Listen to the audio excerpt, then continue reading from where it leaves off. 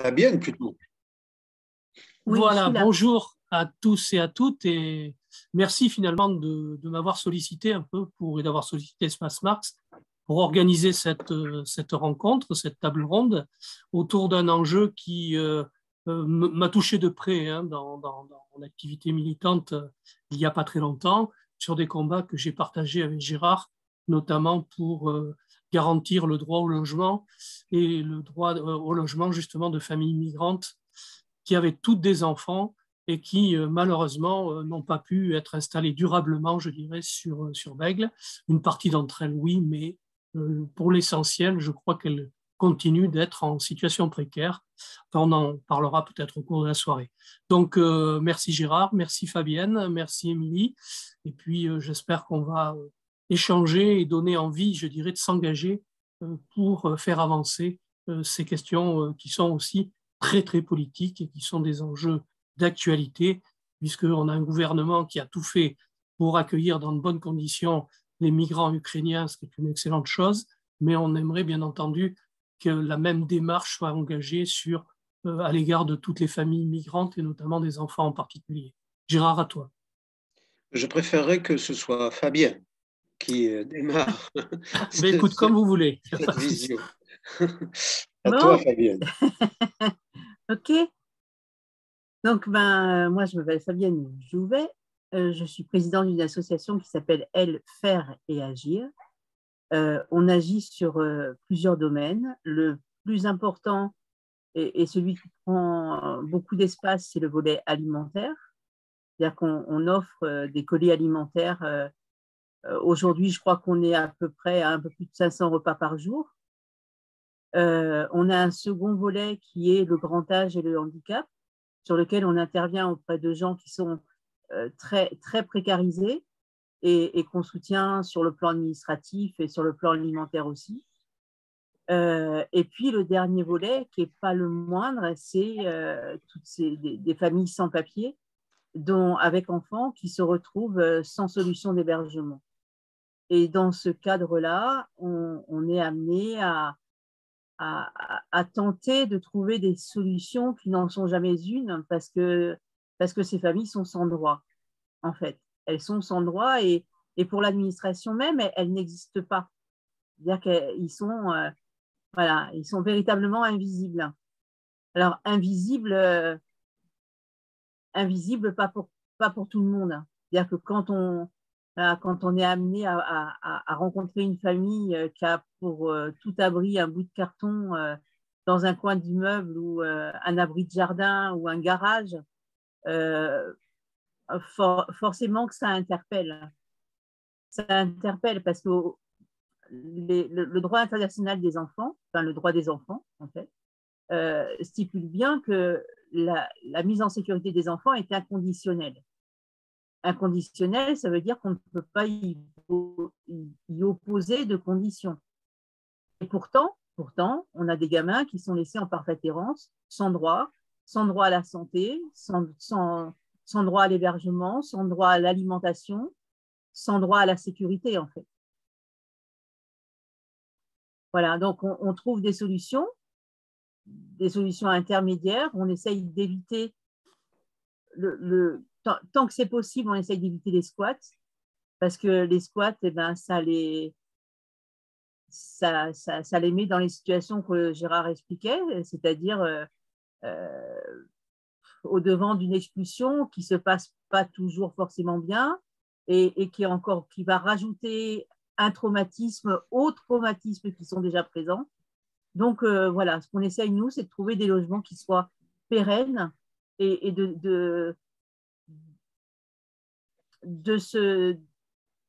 comment on dit ça? C'est-à-dire qu'en fait, notre association donne son nom, prête son nom pour l'acquisition en location de logements, et ces logements sont proposés à des familles.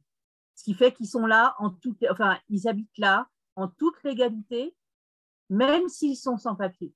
Et ça permet de sécuriser les enfants et surtout de faire que c'est bien de leur avoir un accès à l'école. Enfin, je veux dire, l'école, c'est vraiment pour tous le lieu où ils se sentent en sécurité, protégés. Mais si quand ils sortent de l'école, s'ils doivent retourner sur un bout de carton ou dans un abri de jardin ou un garage, tout ce qui a été fait à l'école, ça n'a plus aucun sens. Tout ce qu'ils ont pu apprendre à l'école, tout ce qu'ils ont pu apprendre à l'école n'a plus de sens non plus. Et le fait de leur avoir un logement pérenne, eh ben, ça les pose, ça permet à ces enfants de grandir, ça permet de se poser, de se sentir enfin bien. Ils rentrent chez eux, ils sont comme tous les autres enfants. Ils ont accès aux mêmes choses et enfin, ils peuvent s'épanouir en tant qu'enfants dans un monde qui normalement ne devrait pas les exclure de fait parce qu'ils sont sans papier. Voilà. Merci Fabienne. Gérard, tu veux compléter? Ouais, ou Émilie, peut-être pour la FCPE avec les parents d'élèves. Il y a la question d'école. Alors moi, je suis donc du réseau Éducation sans frontières. Je ne vais pas forcément parler au nom du réseau Éducation sans frontières, quoique, il n'y aura pas de souci. Moi, je voudrais, parce que j'étais enseignant, je suis à la retraite, mais j'étais enseignant aussi. Je n'étais pas dans un établissement qui recevait de nombreux enfants comme ça de familles étrangères, mais c'est arrivé aussi. Et par contre, je connais bien la situation dans les écoles parce qu'on se déplace très souvent pour aider à la constitution de comités de soutien. Bon. Et moi, je sais le travail considérable qui est fait par les enseignants, les enseignantes, par tous ceux qui travaillent sur les établissements scolaires pour accueillir ces enfants et pour faire un peu plus que de la scolarisation, on va dire.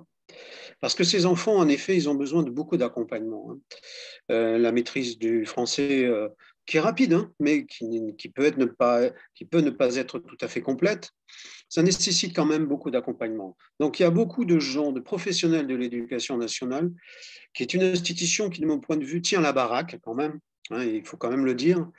Et c'est grâce à tous ces personnels, c'est grâce aussi aux parents d'élèves. C'est pour ça que ça serait bien qu'Émilie elle prenne le relais après.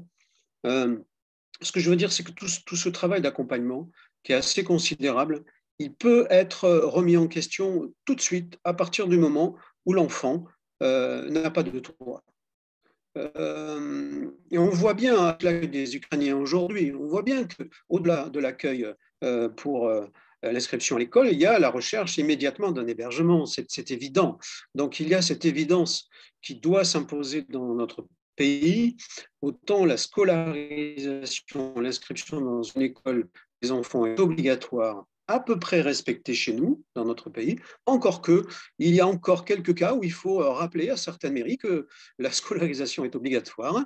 Il faut aussi dire que Madame la préfète, qui se targue de respecter la loi de la scolarisation, n'a pas hésité à disperser, à expulser, à détruire la zone libre où il y avait 110 enfants, dont 80 qui étaient scolarisés en pleine année scolaire. C'est-à-dire que ce lien école-hébergement, il n'est pas tout à fait encore inscrit dans la tête de certains des décideurs. Voyez.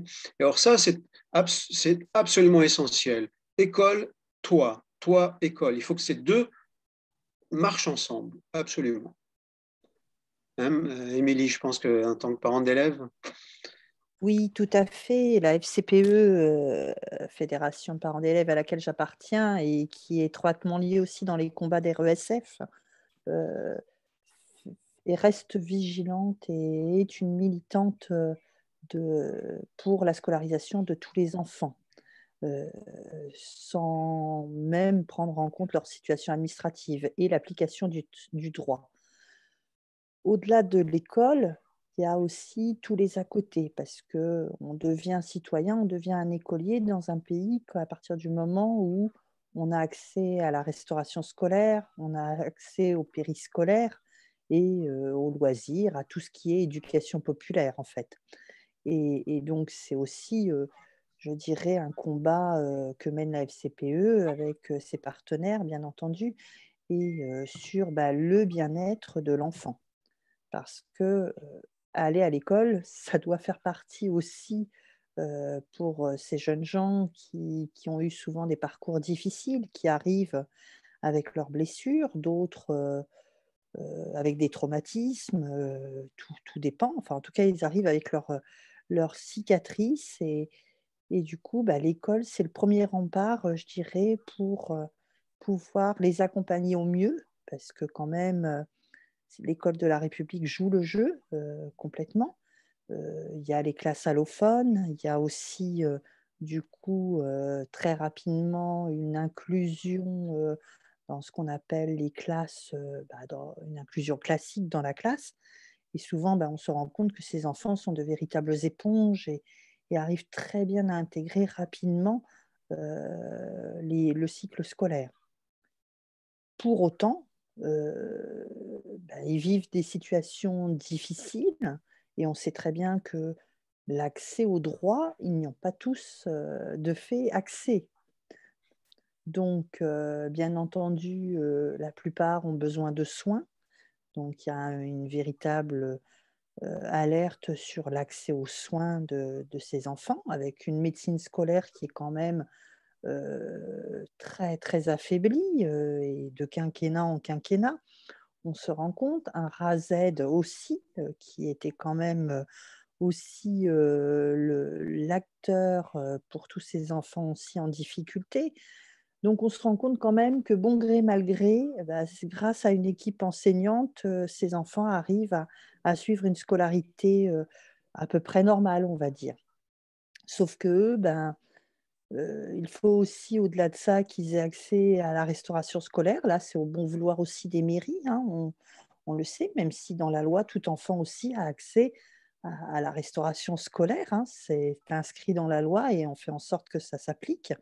Bon, la plupart du temps, ça se fait, mais l'idée, c'est que ça se fasse aussi avec, je dirais, une aide sociale, parce que c'est important aussi. Et l'accès à la restauration scolaire ne doit pas être un frein financier pour les familles qui, de fait, n'ont pas toujours de droits et encore moins de moyens, du coup.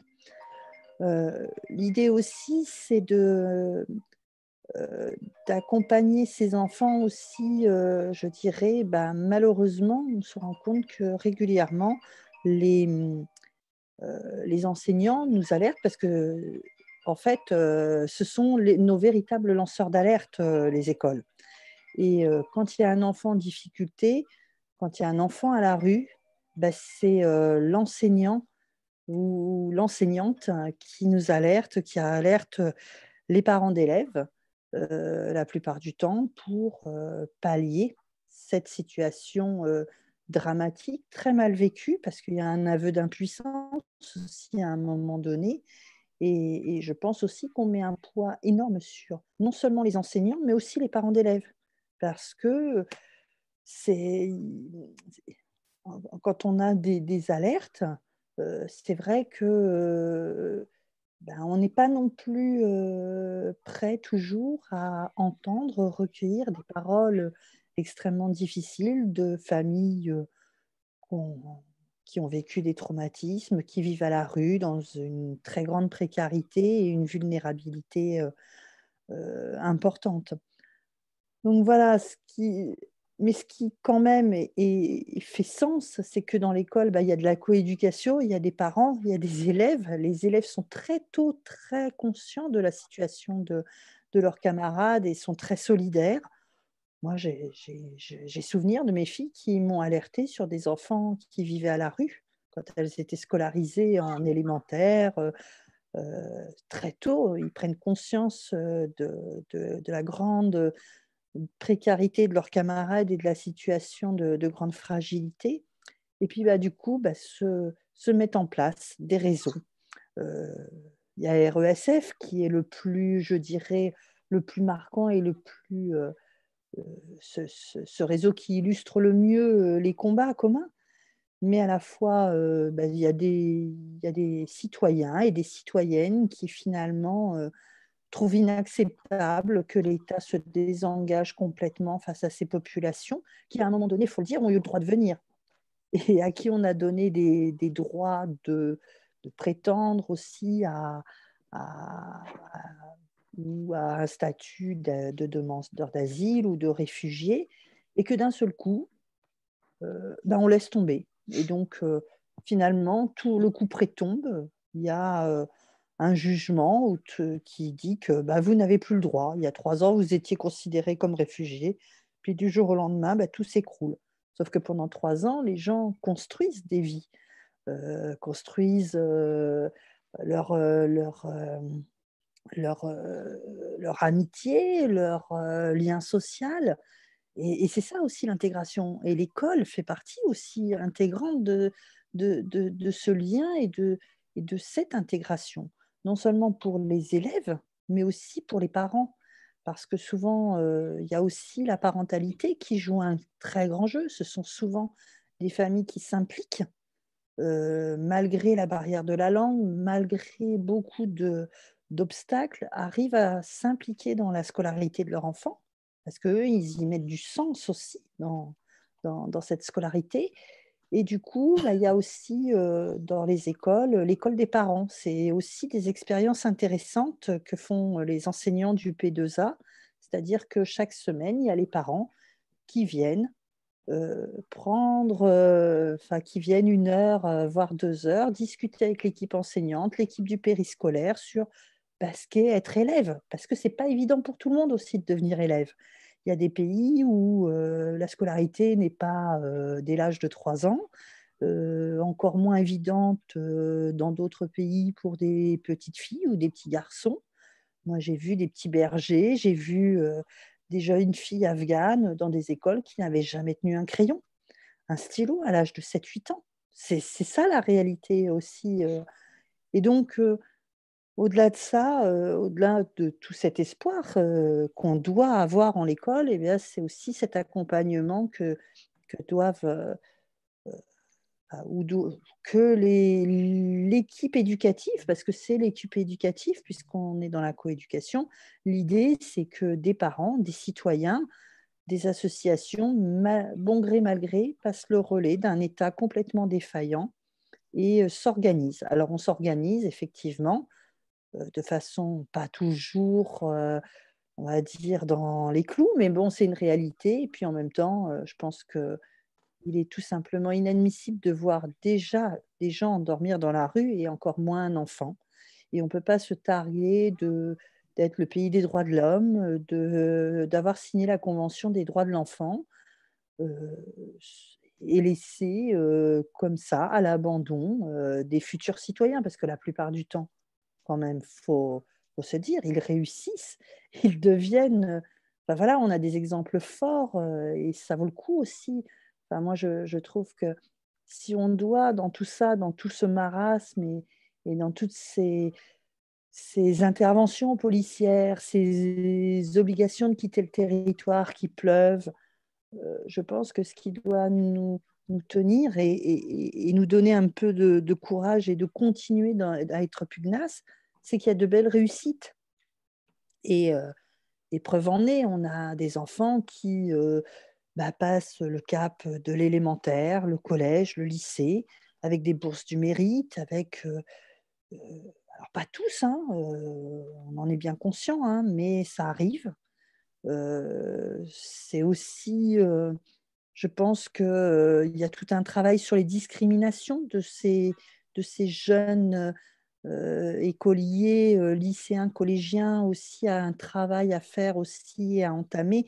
Et là, c'est l'affaire de tous sur l'orientation, parce qu'on se rend compte que quand même, souvent, on les oriente par défaut, parce qu'ils ne sont pas non plus outillés, ni armés, ni accompagnés comme il faut, et qu'on se retrouve avec plein de jeunes qui finalement, si on avait un peu pris le temps, mais ça, ce n'est pas la faute de l'école, je dirais, c'est tout un système global et normalement, on doit avoir une vraie politique d'accueil.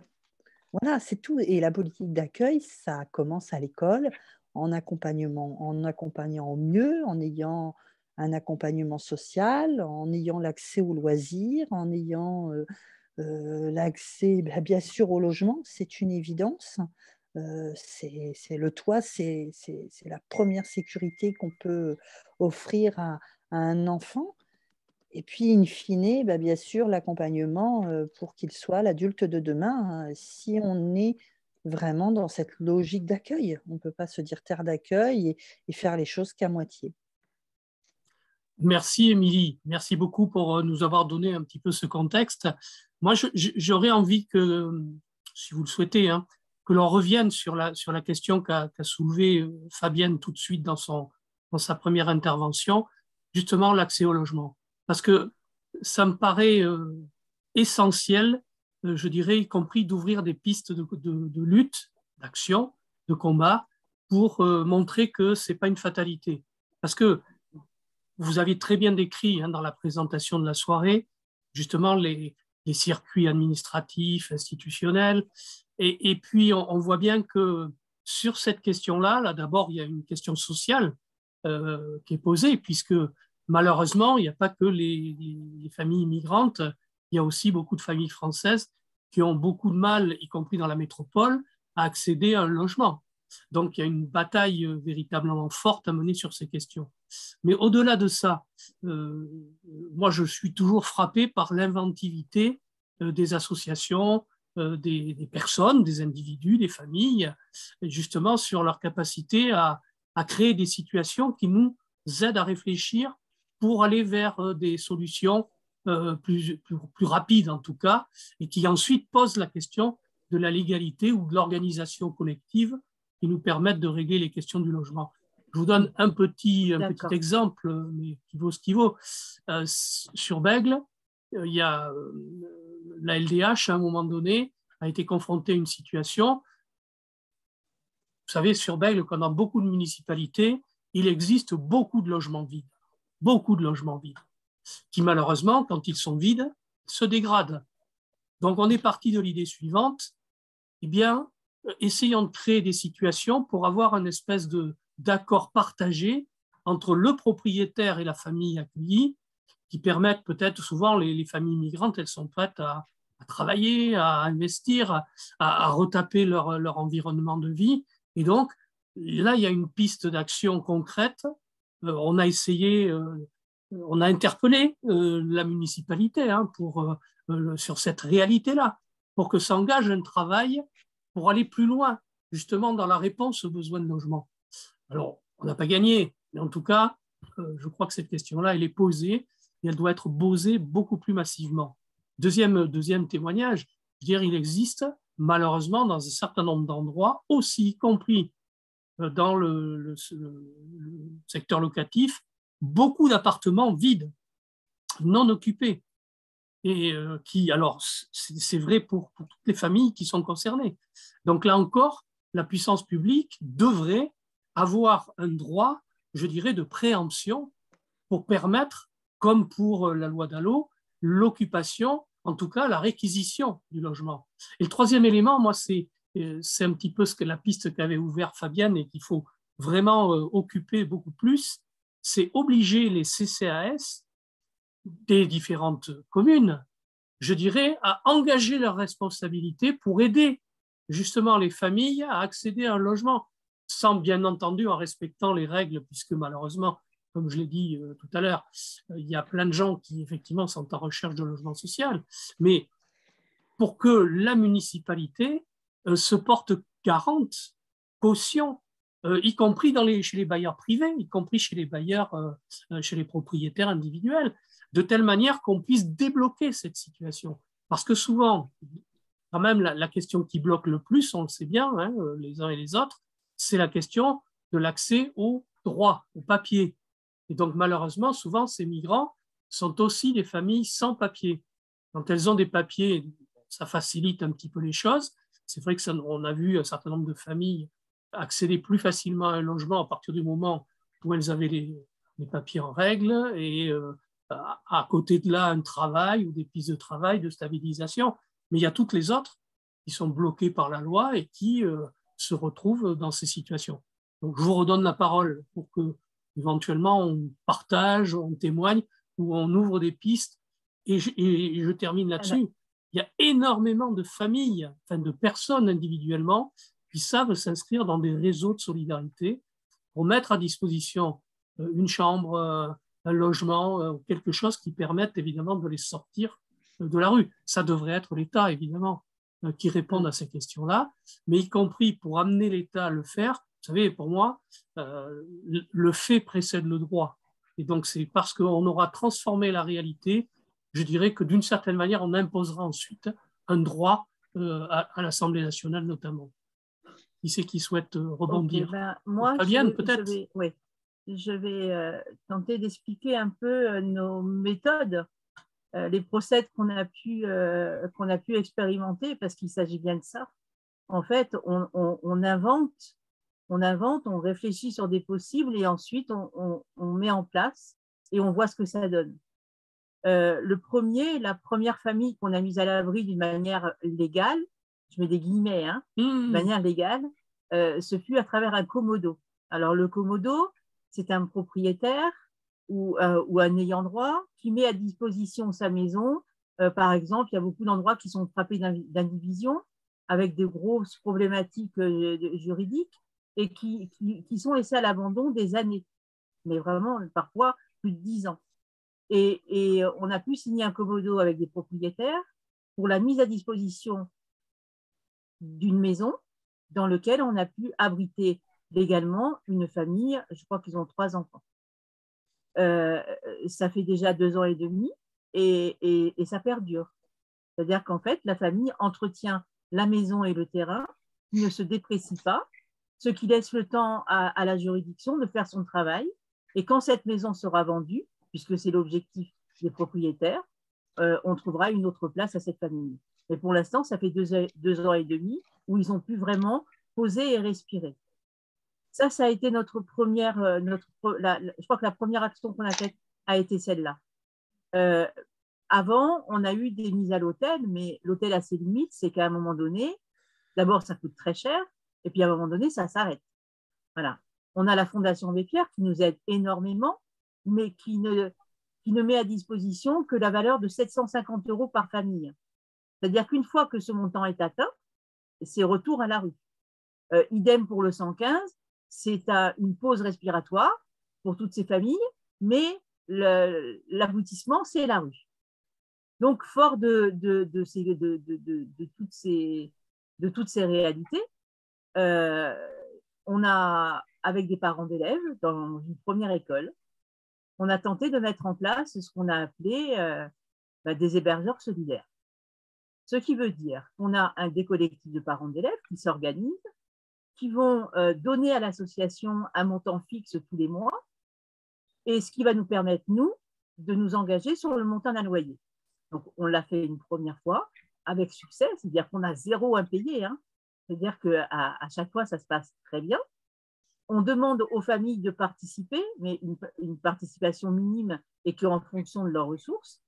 Et on a affaire à des bailleurs privés parce que le bailleur public ne peut pas finaliser ce genre de procédé. Et on a fait ça donc à l'emporte-pièce une première fois. Ensuite, on a réfléchi avec des juristes qui nous ont aidés et on a fait ce qu'on appelle un bail civique. C'est-à-dire qu'on a adapté quelque chose qui est déjà existant à la particularité de notre association. Et là, on a 3 bails. Dans différentes villes, Villeneuve-d'Ornon, Pessac, Mérignac. Voilà. Ok, qui c'est qui veut prendre le relais? Gérard?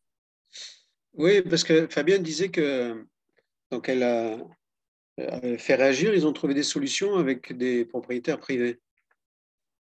Et moi, je voudrais dire ce soir qu'il y a des choses qui bougent désormais. Alors, c'est lent encore avec les collectivités publiques. Et moi, je voudrais vous parler d'un projet qui s'appelle Dédale.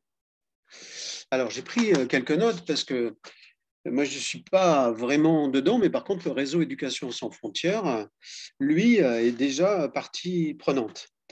Déjà, le constat, c'est qu'il y a des milliers de logements qui sont vacants sur Bordeaux, Bordeaux Métropole. Et Bordeaux Métropole en a beaucoup de ces appartements vacants.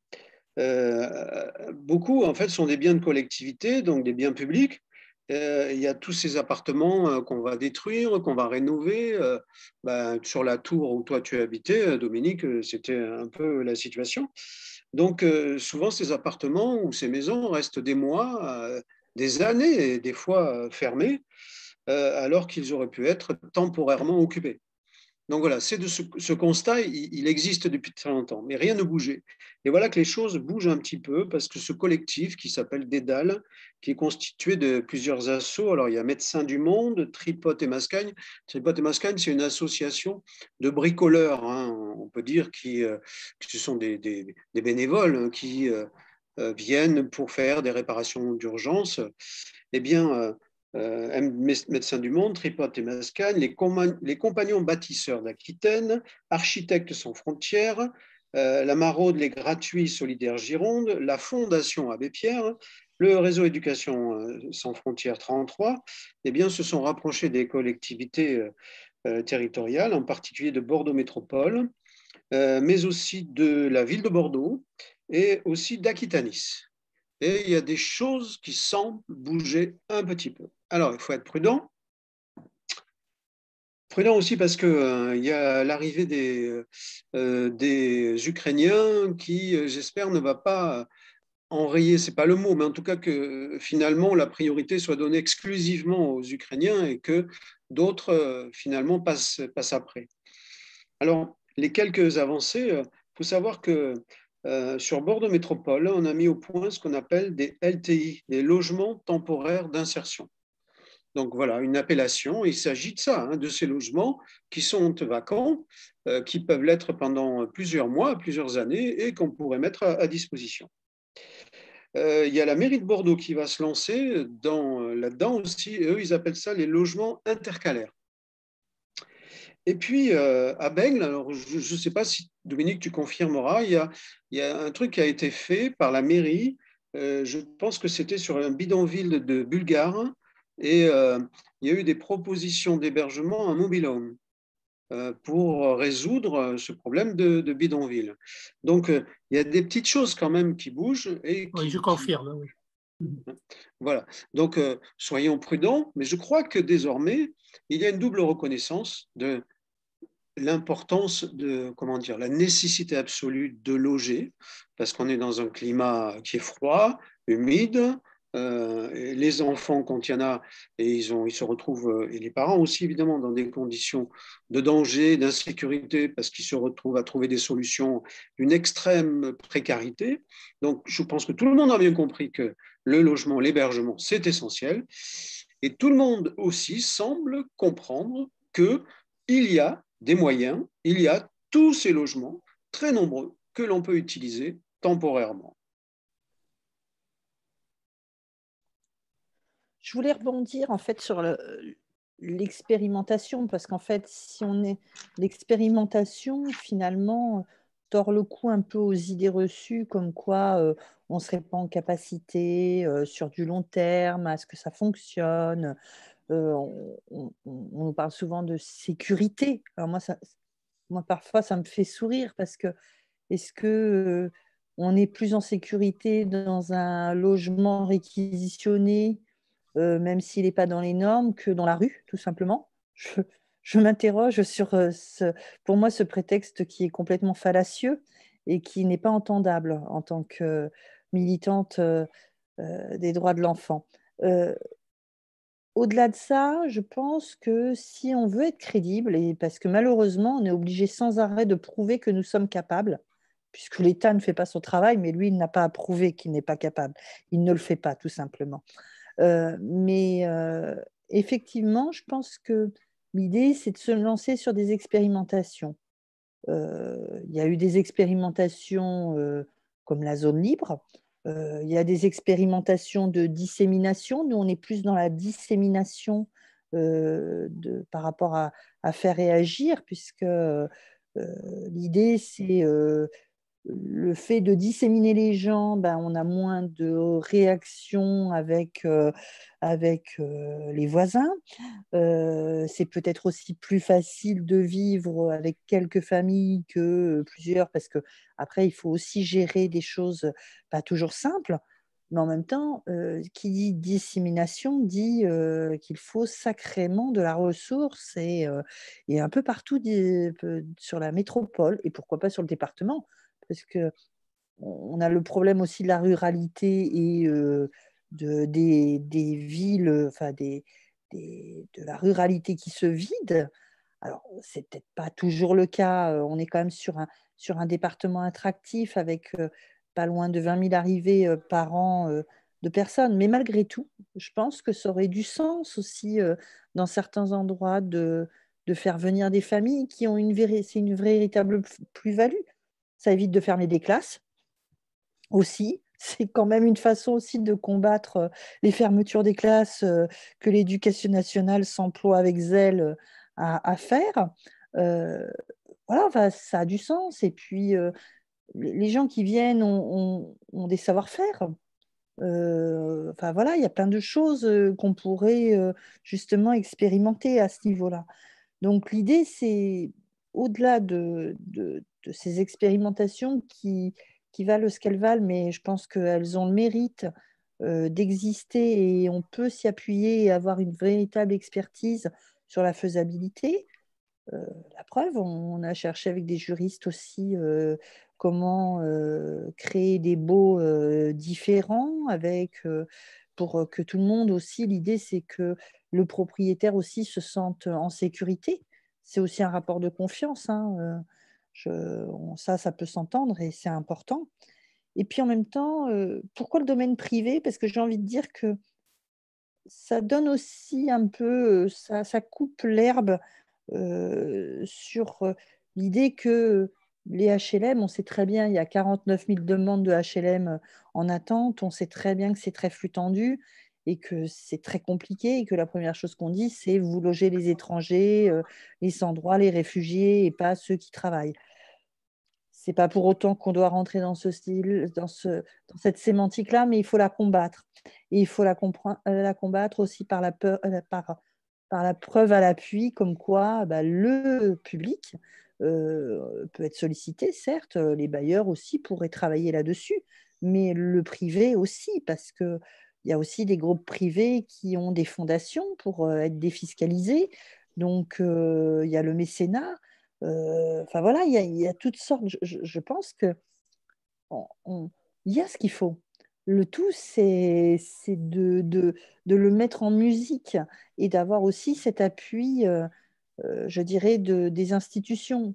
Les associations ne peuvent pas être complètement laissées toutes seules à gérer des choses qu'elles ne sont pas en capacité de gérer.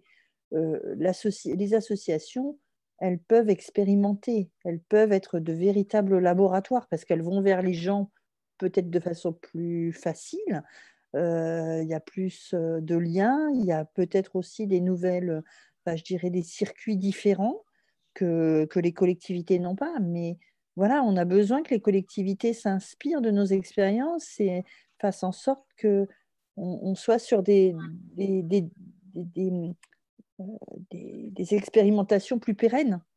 Et moi, franchement, j'y crois parce que ça se passe bien. Enfin, toutes les familles qu'on suit à faire réagir, que ce soit dans des logements que nos familles ont trouvés d'elles-mêmes ou ont été aidées, mais peu importe, je dirais, mais ça se passe bien en règle générale et les gens ont envie aussi d'aider. Enfin, je trouve qu'il y a une émulation, il y a envie de synthé, de, de, enfin, moi, je trouve que toutes ces familles aidées qui rendent service, moi, je trouve il y a des symboles forts.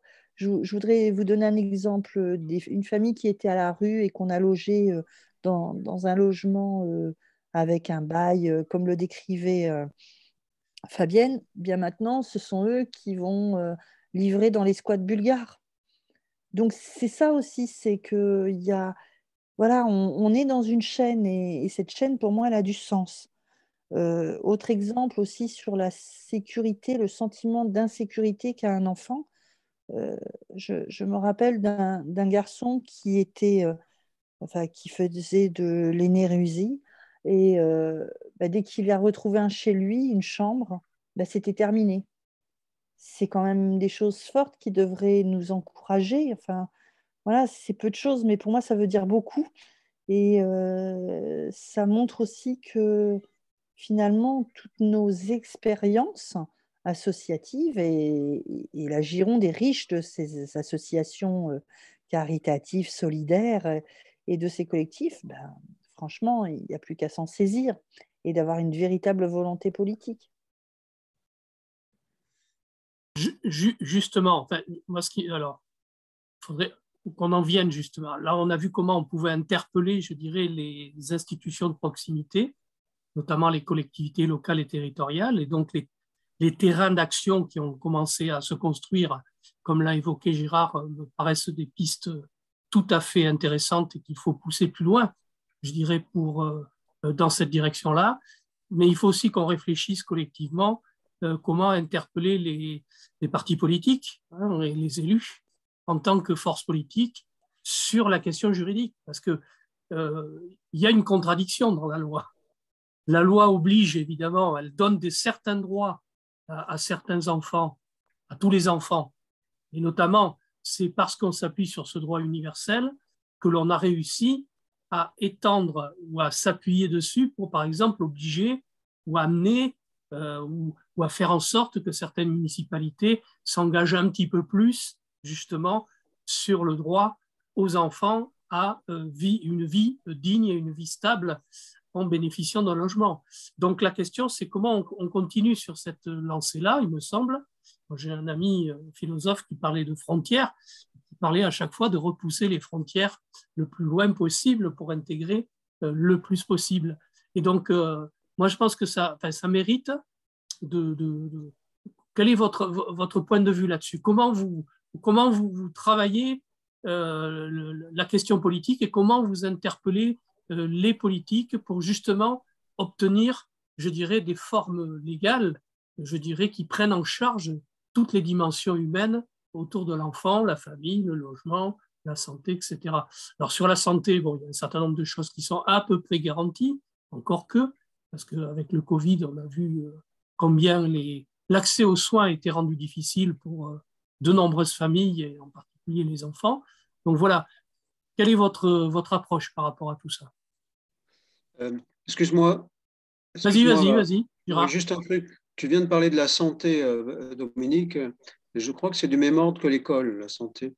Parce que quand on discute avec Médecins du Monde, qui travaillent beaucoup sur les squats, eux, ils sont catastrophés quand ils voient qu'on met des choses en place. Moi, j'ai suivi un petit peu beaucoup la zone libre à ce nom, 15 mois quand même.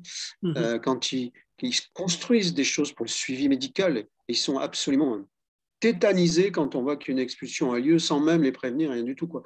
Donc en fait, tout est à refaire. Donc c'est pareil, la santé c'est pareil, il faut absolument un hébergement, il faut absolument un logement pérenne, quoi. Toutes ces questions, c'est pas rien tout ça quand même, santé, école, toi, c'est des biens, comment dire, essentiels, quoi, pour l'humanité. Ce sont ça devrait être lié à tout projet politique pour en revenir à ce que tu dis. Moi, juste après, je donne la parole à Fabienne parce que j'ai l'impression qu'elle veut répondre mieux à ta question. Moi, par contre, ce que je constate du point de vue politique, moi, ce que je veux dire ici, c'est que du côté de la préfecture, en tout cas de ceux qui représentent le pouvoir politique actuel, c'est extrêmement dur, quoi. C'est-à-dire qu'on ne voit aucune avancée. Tout est fait pour même, tu disais tout à l'heure, Émilie, il faudrait cesser quand même de laisser les associations avec cette responsabilité-là très grande, mais de fait, non seulement les représentants de l'État ici et l'État laissent les associations se démerder, et en plus, au passage, si on peut leur mettre un tacle, hein, si on peut leur dire qu'elles ne sont pas les bienvenues, ne pas les rencontrer, c'est aussi ce qui se fait. Donc politiquement, il y a vraiment du boulot, quoi. Hein.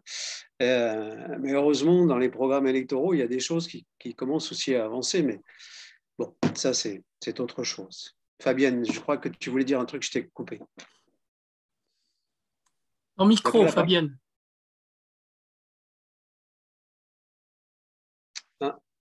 Elle a coupé ça. Ça y est, c'est bon. Oui, répondre à Dominique sur le plan politique, en fait, on a été très, très surpris d'être invitée à un débat sur l'habitat, sur l'habitat social, et au cours duquel on a participé à divers ateliers et où on a pu exprimer le droit des enfants et surtout le sort qu'il aurait fait quand ils ont la malchance d'avoir des parents sans papier. Je crois que c'est très nouveau, en fait. C'est très nouveau qu'il y ait cette ouverture de parole, qu'il y ait cette écoute de la part de gens qui sont des professionnels, quand même des professionnels, soit politiquement, soit à travers d'autres associations, soit à travers l'administratif. Donc, enfin, j'en ai été très surprise et j'étais surprise aussi de la place. C'est-à-dire que ce n'était pas accessoire. Si on avait été invité, c'était vraiment pour prendre une part active dans ce débat qui était lancé sur l'habitat social. Donc ça, c'est peut-être un avancement. Mais il y a une grande frilosité. C'est-à-dire qu'on a affaire parfois à des gens qui sont carrément schizophrènes, qui vont nous dire ce qu'on a besoin d'entendre et qui vont nous sécuriser par rapport à nos actions. Et puis parce que la politique du moment fait que c'est plus possible, on va nous faire taire, du moins on va nous demander de lisser un peu les choses, de lisser les choses, et on va nous faire porter à nous, associations, la responsabilité d'enfants qui sont à la rue ou de familles qui ont trouvé un abri et que nous, on ne fait que maintenir en place. On n'est pas, je l'ai dit en préambule, autant que faire se peut, le squat, c'est pour nous, c'est pas une solution. D'ailleurs, si j'ose dire, on n'en veut pas. Mais quand on a des familles qui sont en squat, forcément, et que pour elles, la seule autre alternative, c'est la rue. Donc forcément qu'on va les aider et qu'on va les maintenir dans les lieux tant qu'il n'y aura pas d'autre solution. Forcément, et bien évidemment. On a eu récemment un tout petit qui a dû passer 3 semaines de rue, un enfant de 13 mois. Alors, donc, ils trouvent à l'abri, et dans la nuit qui a suivi, le petit a été hospitalisé pour détresse respiratoire. S'il n'y avait pas eu cet abri de fortune, il serait mort. Et la responsabilité, elle en incomberait à qui? Parce que notre boulot à nous, c'est d'être lanceur d'alerte. C'est de dire aux collectivités, aux administrations, attention, il y a telle famille avec tant d'enfants de tel âge qui sont en situation de détresse. Enfin, on n'est pas assistant social. On n'a pas de compétences pour aller plus loin. On n'a pas non plus d'autorité à intervenir. Et pourtant, non seulement on nous laisse seuls à naviguer dans cette misère absolue, mais en plus, ils se déchargent de leurs responsabilités sur nous. C'est-à-dire que non, on ne fait rien, mais en plus, si vous ne faites pas les choses correctement ou s'il y a le moindre souci, c'est votre responsabilité. Alors qu'on ne fait que maintenir des gens dans un abri de manière à leur permettre de se poser à minima et de leur apporter un peu de confort. Je crois qu'on doit avoir 7 à 8 compteurs électriques d'ouverts à notre nom, parce que quand on est dans un lieu sans électricité et sans eau, oui, avec des enfants jeunes, c'est juste impossible. Alors oui, on prend sur nous d'aider et d'accompagner. Mais ce n'est pas pour autant qu'on porte la responsabilité d'un lieu qui est occupé. Ça n'a pas de sens. Et la frilosité des politiques, on y est confronté tous les jours, en fait. Tous les jours, soit par téléphone, soit par mail, soit par... mais c'est tous les jours qu'on y est confronté. On est confronté aussi à des appels d'assistantes sociales qui sont désespérés. La MDS nous appelle régulièrement. Les CCAS font de même. On est en lien direct avec les écoles parce que, connaissant nos actions, on devient pour eux un acteur. C'est-à-dire qu'ils savent que si on est par l'expérience qu'on en a eue, on est en capacité d'organiser des choses et de créer des possibles, de créer des possibles là où il n'y a rien. Mais c'est pas, en fait, c'est pas notre rôle. On joue le rôle de l'État, un État qui est complètement défaillant. On joue leur rôle parce que sinon nos gamins ils crèvent. C'est pas parce qu'on veut le prendre ce rôle, mais putain qu'ils le fassent parce qu'on leur laisse. C'est que si on le fait pas, ces enfants ils meurent. Merci Fabienne pour ce témoignage. Non, c'est super. Émilie, tu voulais réagir aussi? Oui, je voulais rebondir sur un peu cette dichotomie entre le discours politique, le discours solidaire et puis le coup de bâton de la préfecture, parce que c'est souvent ce que ressort le politique en disant « Oui, moi, dans l'idéal et dans mes idées humanistes, dans la lignée de l'abbé Pierre, on aimerait, mais en soi, on est rappelé à l'ordre. Et ce rappel à l'ordre, il est extrêmement mal vécu.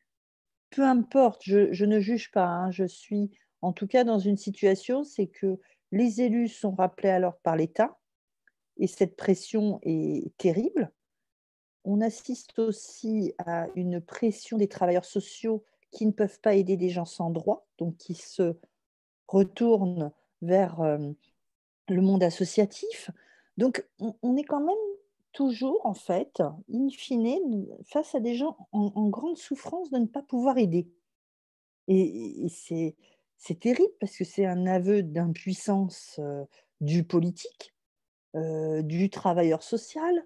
Enfin, on est face à des situations extrêmement mal vécues et du coup, je pense qu'on sous-estime ce que l'impact sur des professionnels que ça peut poser et puis aussi sur des politiques qui ont un sentiment de ne servir à rien finalement. Quand on est élu de la République et que finalement on est rappelé à l'ordre sans arrêt par l'État, finalement à quoi on se sert puisque quand même on a défendu des idées, c'est pour ça aussi qu'on est élu et qu'à un moment donné, bah, ces idées on ne peut pas les appliquer. Donc c'est quand même extrêmement, il y a beaucoup de frustration et beaucoup d'amertume, je dirais, au-delà de la frustration, parce que finalement ce n'est pas grave mais c'est ce sentiment d'impuissance qui est terrible.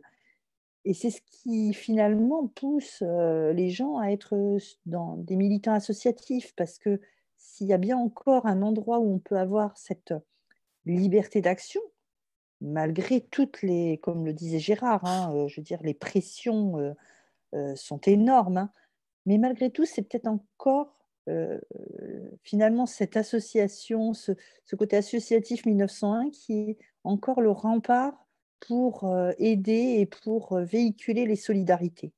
Et ça, c'est extrêmement... je trouve que c'est un aveu d'échec sociétal.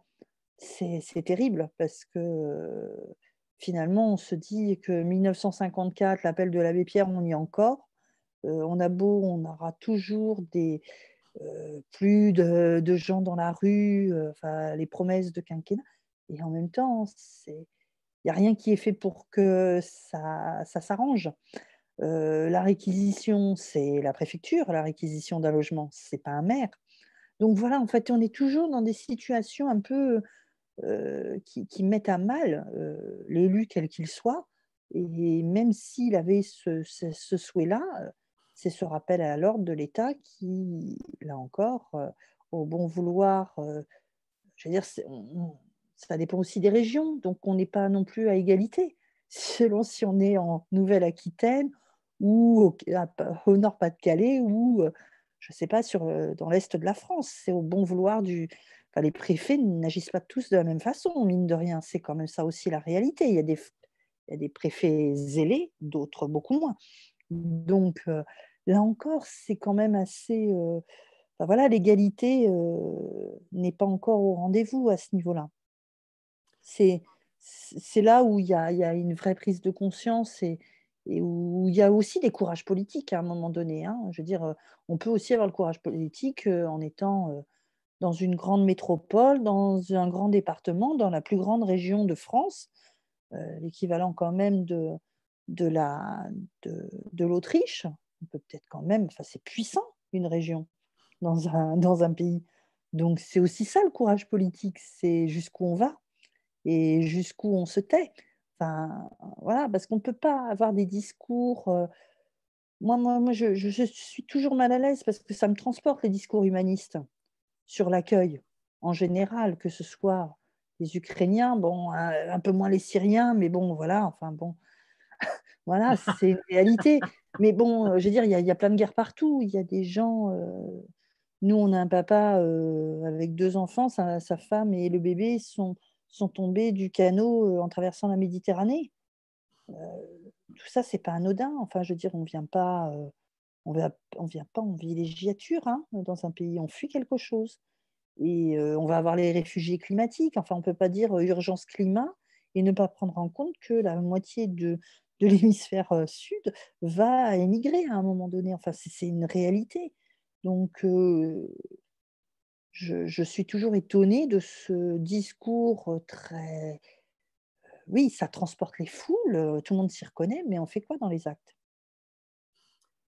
Sylvain, tu souhaites pas poser une question ou donner un avis?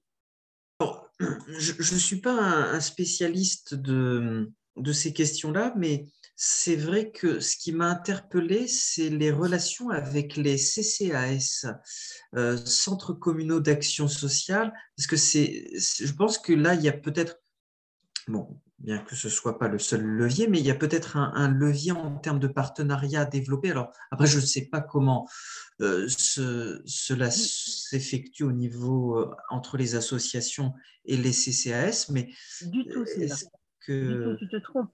Tu te trompes. Le CCAS, il a autant, voire plus de limites encore. Quand on D'accord. dit sans papier, il n'y a plus aucune porte qui s'ouvre.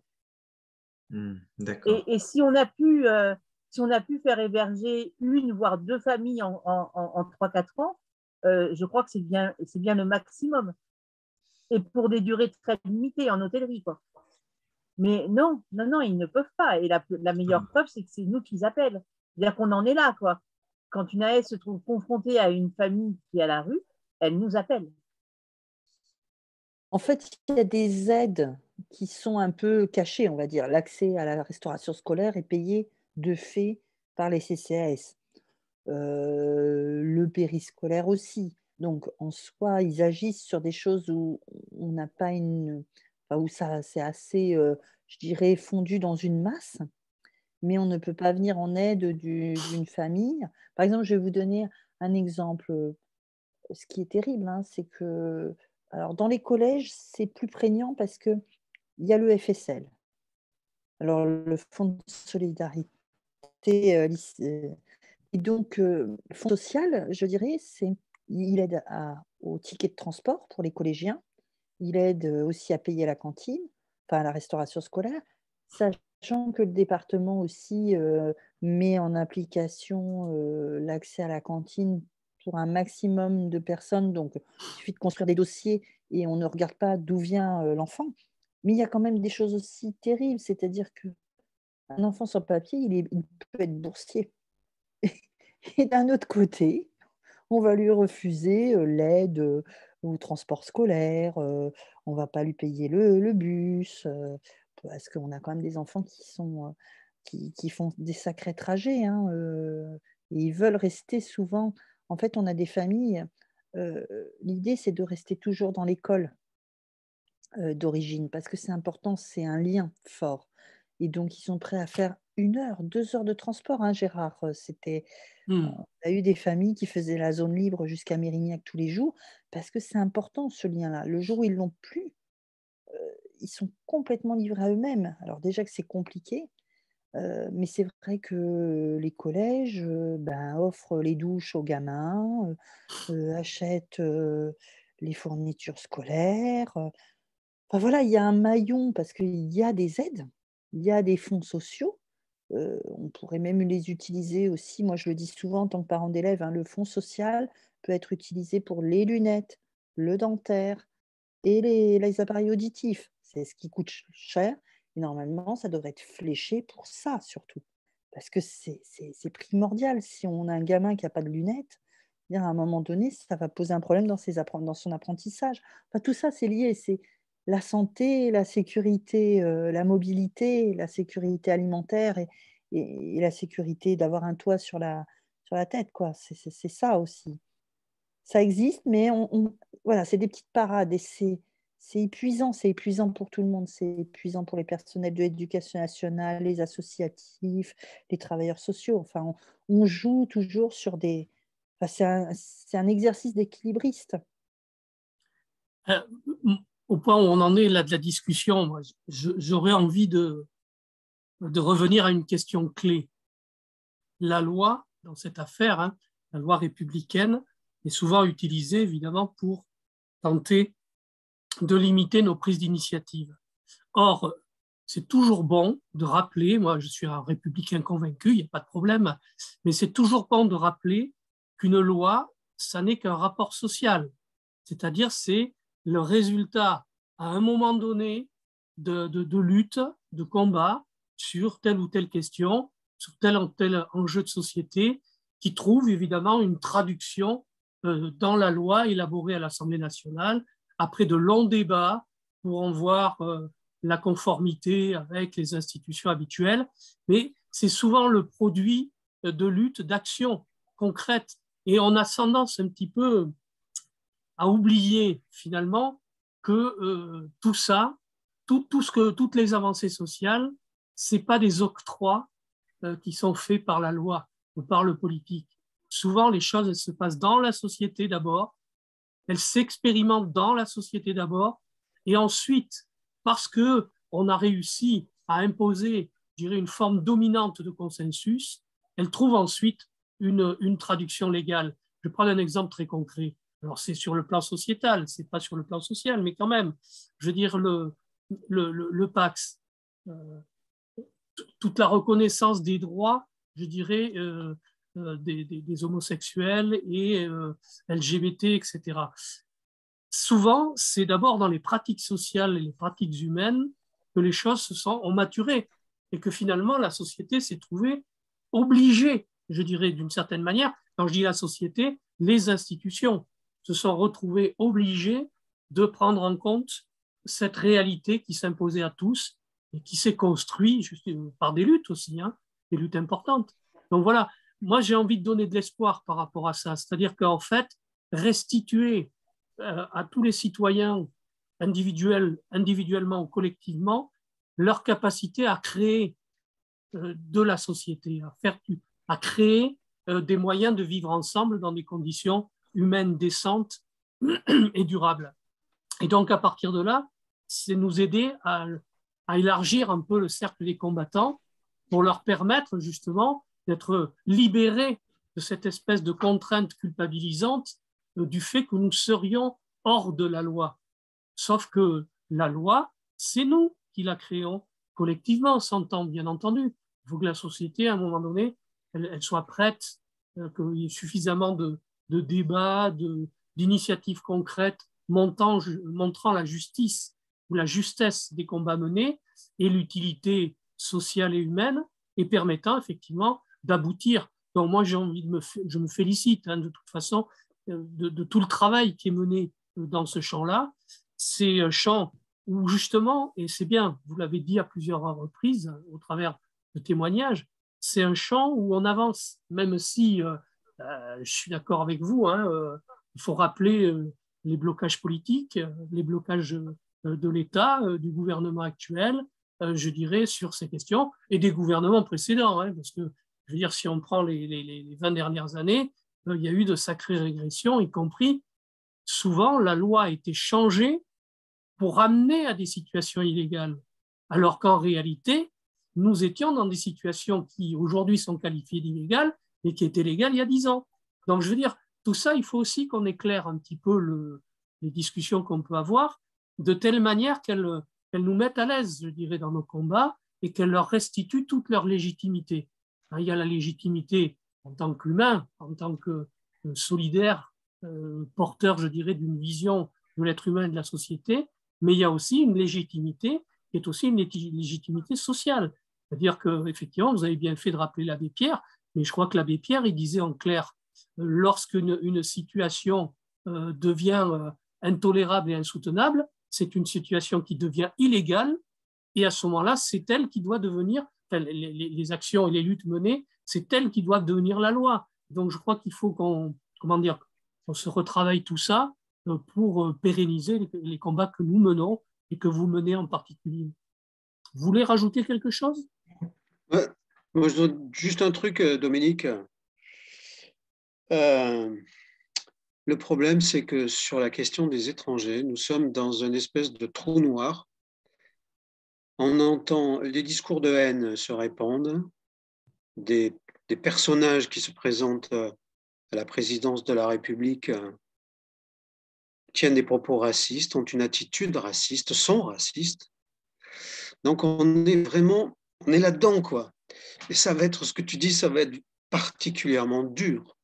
Oui. C'est pour ça que du côté des assos, on tient la route, mais quand on voit le paysage politique qui se construit là autour de nous, on se dit mais putain, mais ça va être trop difficile, on s'éloigne, quoi. Et pourtant, ce que tu dis, tu as raison, c'est que clairement dans les écoles, partout, il y a de la générosité, il y a des choses qui sont tentées, des expériences. Je pourrais vous parler, par exemple, d'un truc qui s'appelle 100 pour 1. 100 pour 1, c'est un truc qui est né à Tours.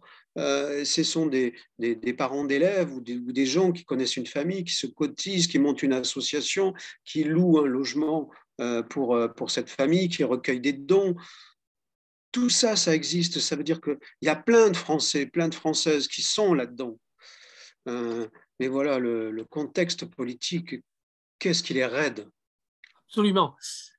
Non, je partage Gérard, mais justement pour se donner de l'espoir un petit peu par rapport à ce contexte qui est très difficile, j'aurais envie de vous renvoyer un livre d'un ami qui est philosophe, qui s'appelle Jean-Louis Sagot du Vauroux. Je ne sais pas si vous le connaissez. Si vous ne connaissez pas, c'est quelqu'un qui vit entre l'Afrique et la France et qui est père d'un enfant noir, puisque sa compagne est noire, et donc qui parle très très bien, je dirais, de la situation dans laquelle on est et qui donne un espoir terrible.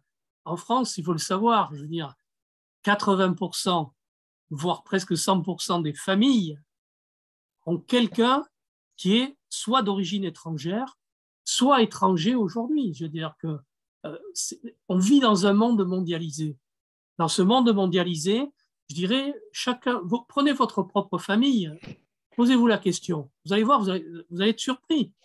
Hein, moi, j'ai une belle-sœur qui est chinoise, j'ai une autre belle-sœur qui est réunionnaise, alors elle est française, bien sûr, mais elle est d'origine d'une situation colonisée, bon, etc., etc. Mais prenons tout ça. Et si on parle entre nous, vous verrez que, justement, cette réalité-là, les discours politiques haineux dont tu parles ne pourront pas l'effacer.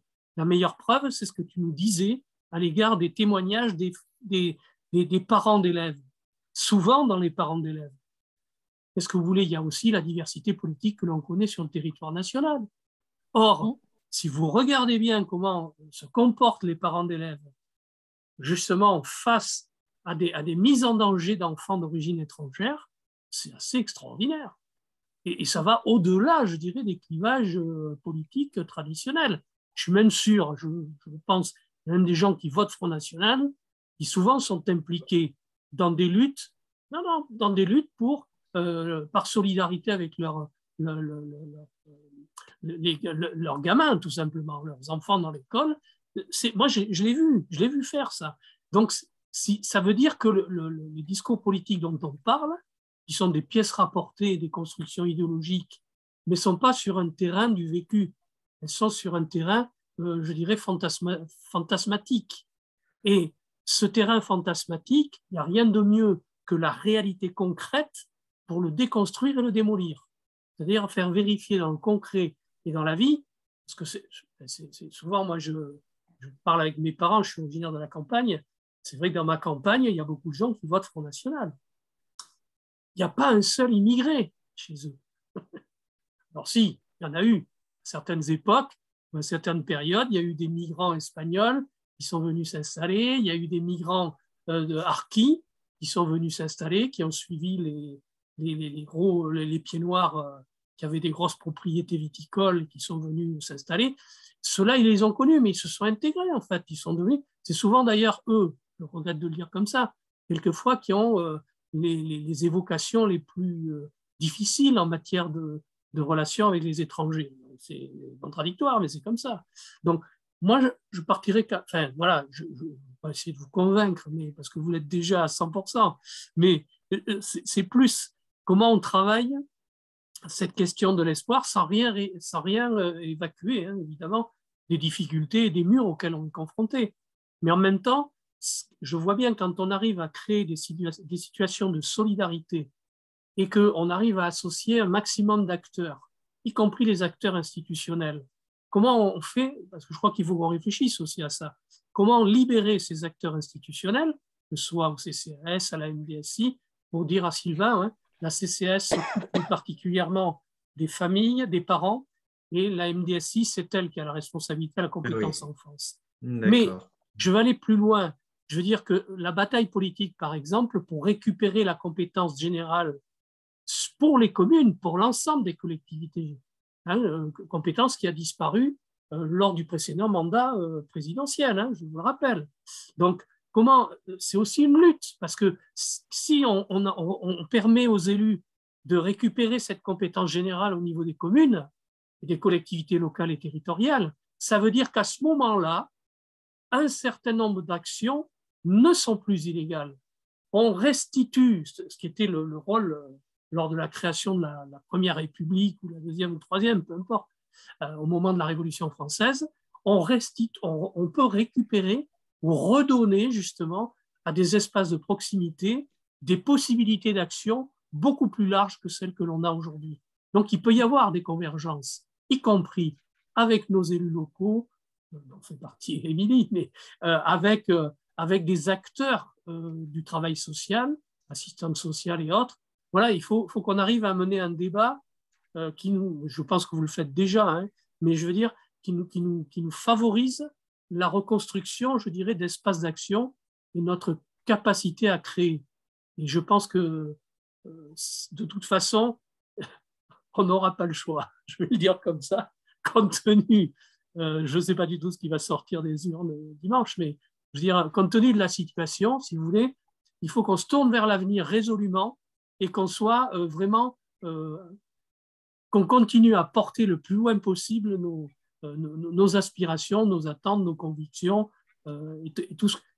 Enfin, écoutez, franchement, ça fait 60 ans que je me bats et je suis je continue à avoir envie de me battre. Je veux dire, quand je dis me battre, c'est pas au sens de la violence, hein, mais de porter en avant un certain nombre de valeurs, de plein de choses pour améliorer nos conditions de vie, de travail. Donc, voilà. Allez, je vous laisse la parole pour peut-être par un mot ou plusieurs, hein, si vous le souhaitez, que l'on termine ensemble cette soirée. Puisque le temps avance, hein, ça fait presque 1h30 qu'on est ensemble. Moi, je voulais rebondir sur ce que tu disais, Dominique, parce qu'en fait, quand on rencontre des collectifs de parents, souvent, ce n'est pas du tout des gens militants particulièrement, ni politisés. C'est plutôt souvent même très transpartisan, on va dire. Hein. Et tout de suite, on leur dit, bon, vous savez, on peut vous accuser du délit de solidarité, parce que ça, on nous le sort tellement à toutes les sauces. Et ils disent, mais on s'en fiche. Mais c'est rigolo parce que c'est des gens qui ne se sont jamais vraiment engagés, qui n'ont pas spécialement qui se sont jamais aussi frottés à ce type de difficultés ou de la position de l'étranger, enfin, etc. Parce que souvent, c'est aussi dans des endroits, ça arrive aussi dans des endroits un peu plus privilégiés aussi. Et du coup, mais enfin, ils ne se posent pas la question un seul instant. Moi, j'ai vu des mamans, leur mari disait, c'est rigolo, ça va être, mais ça prouve quoi, quelque chose. Ça me dit, moi, mon mari, il m'engueule parce que je pars le soir faire n'importe quoi pour aider les familles. Et il a peur que je me retrouve au poste. Et bien, c'était rigolo parce que en même temps, c'était quelque chose qui, voilà. Et en même temps, ils assument complètement leurs actes. Et voilà, je pense qu'il y a, voilà, ils s'engagent autrement. Enfin, voilà, c'est une forme d'engagement. et je trouve que ça fait sens. Hein, et voilà, je pense qu'il y a encore cet espoir-là. Et il faut qu'on soit nombreux à emboîter le pas, parce qu'il n'y a que comme ça, en démontrant que ça fonctionne, qu'on peut aussi arriver à changer le politique. Gérard, et puis après Fabienne. C'est Fabienne qui aura le dernier mot pour dire les choses comme ça. Le dernier mot. Non, mais tu m'as remonté le moral. Non, mais je crois aussi, moi, je crois, il y a un truc aussi important, c'est la justice, quoi. Il faudrait que les juges soient un peu plus pugnaces, parce que franchement, ceux qui ont le pouvoir, ils sont borderline tout le temps, tout le temps. Ils font des trucs qui pourraient être redressés juridiquement. Il faut compter aussi sur la justice. Tout à fait d'accord. Les juges militants. Et je suis d'accord avec toi, il faut défendre une loi, la loi existante, ce qu'ils appellent le droit positif, je crois, hein, celui qu'on pratique vraiment. Alors, ils ont tendance à l'opposer à un autre droit, humanitaire, machin. Ouais. Ben non. Celui pour lequel on se bat, il doit devenir le droit positif aussi. Tout à fait. Fabienne? Oui, moi pour finir, je dirais qu'il y a des choses qui sont au quotidien inacceptables, qui sont, il ne faut pas les accepter. Je veux dire, à partir du moment où qu'on accepte de fermer les yeux sur des situations qui sont intolérables, on devient aussi responsable que ceux qui font rien. C'est-à-dire, on devient aussi responsable que les politiques qui tournent le dos. L'important pour moi, je crois, c'est ce qui nous semble inacceptable est inacceptable. Un enfant, sa place, c'est pas dans la rue. Un enfant, sa place, ça n'a jamais été dans la rue. Et ça semble être la seule vérité. Enfin, de mon sens, c'est la seule vérité. C'est la seule ligne. La place d'un enfant n'est pas dans la rue. On ne grandit pas dans la rue. On ne s'épanouit pas dans la rue. On ne devient pas un citoyen responsable en étant tout le temps confronté à la rue, à ces violences, à tout ce que ça amène en termes d'insécurité, en termes de traumatisme. Parce que la rue, c'est violent. Vous savez qu'un adulte, en quelques années, il est détruit par la rue. Et on voudrait laisser des enfants dans cette même situation, en sachant à quel point c'est destructeur. Quand je dis que c'est inacceptable, c'est réellement inacceptable. Et ne pas se battre pour ça, ça me semble, moi, complètement incohérent avec l'idée que je me fais de l'humanisme. Alors, on fait, et puis tant pis s'il y en a qui nous tapent sur la tête, quoi. Parce qu'on n'a pas le choix. C'est pas une question de choix, c'est une question d'urgence. Il y a urgence à faire. Et c'est pas parce que on est copains avec les autres que ça les met en difficulté à un moment donné. Bien sûr que ça les met en difficulté, mais notre exigence à nous, c'est de faire. Et de faire pour que justement ce qui est inacceptable ne soit pas accepté. Ok, écoutez, merci Fabienne, merci d'avoir eu l'initiative de cette soirée. Merci à tous et à toutes. Pour les personnes qui visualiseront cette vidéo, dans la présentation de la vidéo, il y aura les coordonnées des 3 personnes qui étaient invitées ce soir. Excusez-moi, j'ai des restes de Covid. Et donc, je vous souhaite une bonne fin de soirée. Je vous dis à très bientôt pour de nouvelles aventures. Et okay. pour ceux qui... Ne coupe pas tout de suite. Comment? Tu pourras rajouter le lien de Hello Asso? Oui, bien sûr. Pour les hébergeurs solidaires, ceux qui veulent contribuer un peu. Tu me l'envoies et puis je le rajouterai effectivement dans le commentaire. Il n'y a pas de souci, pas de problème. Merci. Bonne soirée Merci beaucoup. à tous et À à toutes. bientôt.